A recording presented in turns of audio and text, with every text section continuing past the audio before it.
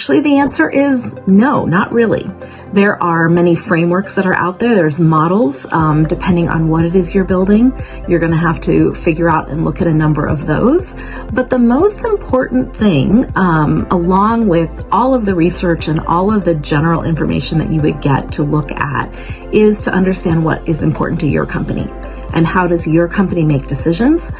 What does the leadership consider most critical when making decisions? And that's how you should structure everything. So bring in your own ideas, take what you can from other people that you learn about, but then make sure you sit down and understand how things are done in your company, because that's really the way you're going to be successful. I'll tell you what I tell my team.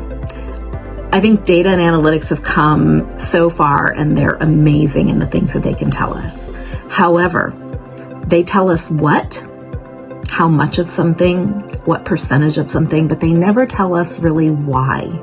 And really, to get to the why or the how, you have to talk to people and you have to get answers back from them. There have been times that companies, and including ours, have gone perhaps in the wrong direction because they saw a lot of things happening and they made the wrong assumption. And so when I'm working with my team and we're talking about international customers, we do use data and analytics absolutely for looking at the overall big picture of the trends and what's happening. But then I try to recommend to my team that we also follow that up with questions of people. And we find out why they were doing something, or was there, some reason or a how around what they were doing. And that makes us make the best decisions possible. We need to see in front of our eyes the end goal and then work our strategy backward from there. And if the end goal is to launch products that are discoverable, usable, valuable for the diverse populations and use cases of the world, to reach that end, that is not how companies are structured. So I call it the 3 Ps. So global readiness in platform, people, and product. That's one problem. Another, on the platform side, a lot of companies are still, even very big global companies, relying on a global standard platform infrastructure architecture in order to render the relevant product experience and kind of pull that draw for different markets, for different use cases of the world. We need an adaptive, global ready product strategy. And really adaptive is the key word here. And then finally, on the product side as well, having an adaptive front end UI UX where we are able to render by user geolocation, interface locale, use cases. The use cases in different markets are going to be different.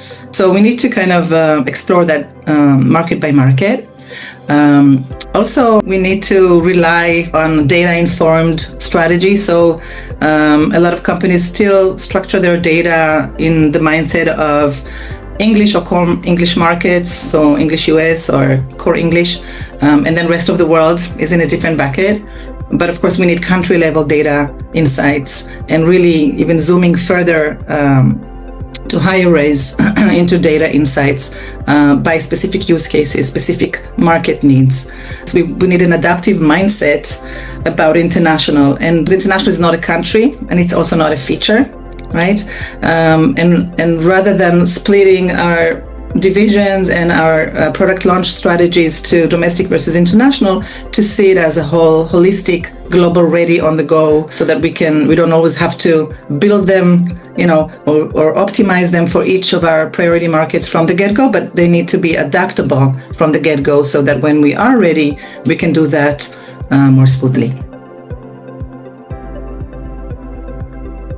Multilingual Gen AI enables us kind of that holy grail that for in-localization we've been waiting for or aspiring for in decades. So it's basically that same shape, right? The ability to generate, oftentimes we want local content origination. And that's something that a lot of companies couldn't really scale to do for all their markets, but multilingual Gen AI is able to actually creating from the source the actual right fit content for a specific market, not just by language but by market fit, and render that quite instantly, and do that and replicate that in all markets simultaneously, and in fact Another benefit is kind of reviving, or enabling language sets that normally would have been tier 4, 5, 6 in the product launch and now can be more readily available.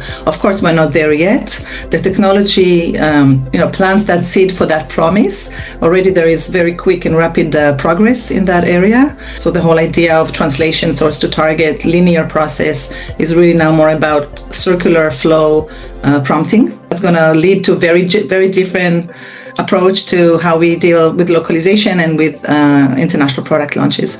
So yeah, a big promise with of course always with hesitation and always with human in the loop. We cannot take human out of the loop.